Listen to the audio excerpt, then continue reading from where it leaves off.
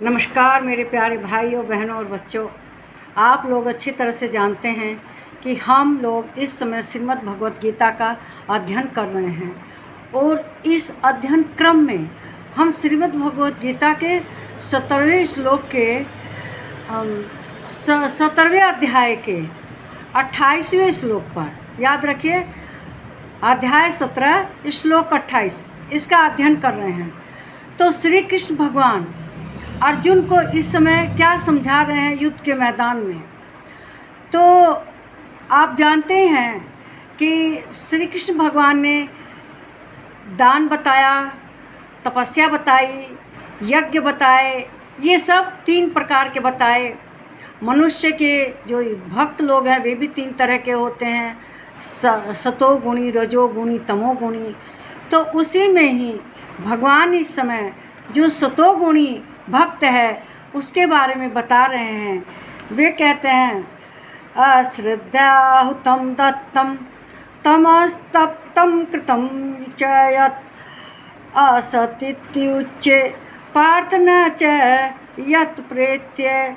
तो कहते हैं कि हे अर्जुन, बिना श्रद्धा के किया हुआ हवन, दिया हुआ दान तथा तपा हुआ तप और जो कुछ भी किया हुआ शुभ कर्म है वह समस्त असत इस प्रकार कहा जाता है। इसीलिए वह न तो इस लोक में लाभदायक होता है और न मरने के बाद। देखिए, सात्विक आदमी होता है वह तप दान जो भी करता है वह हवन वगैरह श्रद्धा के साथ करता है। सात्विक जो भक्त है उसकी सब में श्रद्धा रहती है, वह श्रद्धा से दान। लेकिन जो तमोगुणी होता है वह करता है, वह श्रद्धा से नहीं करता, वह तिरस्कार करके दान देता है, तिरस्कार से ही सब करता है। तो जो वही कहते हैं, तिरस्कार से मतलब बिना श्रद्धा भक्ति के जो मनुष्य दान तप जो भी धार्मिक आध्यात्मिक क्रियाएं करता है वह उसको फलित नहीं होती। उसको उस सब क्रियाओं का लाभ न तो इस पृथ्वी लोक पर मिलता है और न परलोक में। मतलब उसे ये नहीं कि स्वर्ग की प्राप्ति होगी, चाहे वह इस लोक में सुख भोगेगा, ऐसा उसके साथ नहीं हो पाता। देखिए, भगवान ने 3 तरह की पूजा बताई है, सात्विक, तमोगुणी और रजोगुणी। लेकिन जो मनुष्य है उसको सात्विक पूजा करनी चाहिए। और जो बिना श्रद्धा भक्ति के, वे उसको श्री कृष्ण भगवान को इस श्लोक में पार्थ कहते हैं कि हे पार्थ, जो बिना श्रद्धा भक्ति के यज्ञ दान तप जो भी अनुष्ठान आध्यात्मिक करता है, पूजा पाठ करता है, उसमें उसकी श्रद्धा नहीं होती तो वह असत हो जाता है, मतलब बेकार हो जाता है, उसमें कोई सात्विकता नहीं रहती। क्योंकि परलोक में भी वह फलदायक नहीं है और वह दान यज्ञ वगैरह इस लोक में भी फलदायक नहीं है। क्योंकि उसने बिना श्रद्धा के किया है, दंभ अहंकार से भर कर किया है। तो हमारे अंदर किसी तरह का अहंकार दंभ नहीं होना चाहिए।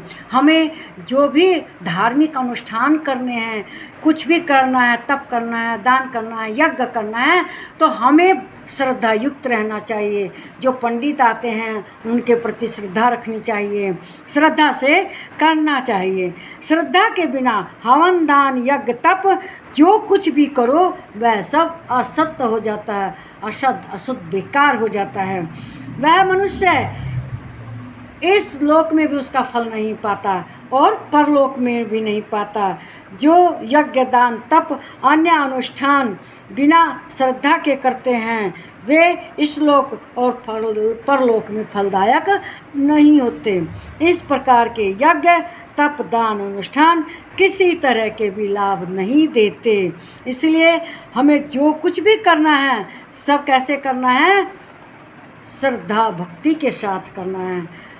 जो पंडित आते हैं उनके प्रति श्रद्धा भक्ति, भगवान के प्रति श्रद्धा भक्ति, गुरुजनों के प्रति श्रद्धा भक्ति।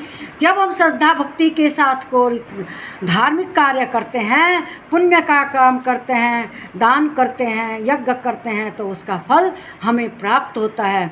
मेरे ये विचार आपको ज़रूर अच्छे लगे होंगे।